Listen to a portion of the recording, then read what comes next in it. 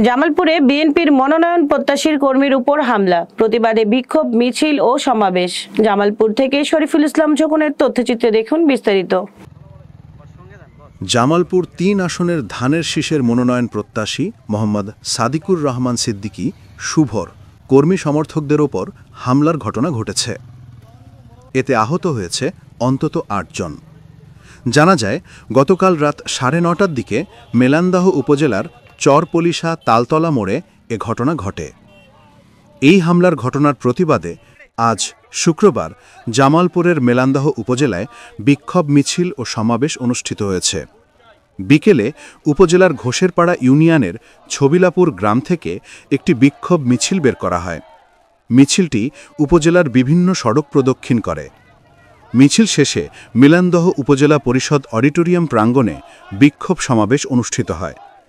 বিক্ষোভ সমাবেশে জামালপুর ৩ মেলান্দাহ মাদারগঞ্জ আসনের মনোনয়ন প্রত্যাশী মেলান্দাহ উপজেলা বিএনপির যুগ্ম সাধারণ সম্পাদক মোহাম্মদ সাদিকুর রহমান সিদ্দিকী শুভ বক্তব্য রাখেন।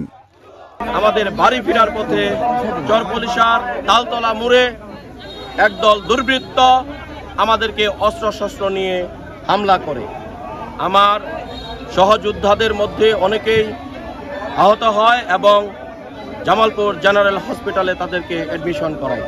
অনেকে আহত হয়ে প্রাথমিক চিকিৎসা নিয়ে বাড়িতে ফিরেছেন। এই ঘটনায় আমি খুবই মর্মাহত, খুবই দুঃখিত। আমি অনেক কষ্ট পেয়েছি। আমাদের দলের নিজেদের মধ্যে প্রতিযোগিতা থাকতে পারে, ক্রিটিসিজম থাকতে পারে, কিন্তু এরকম হামলার শিকার আমরা হব।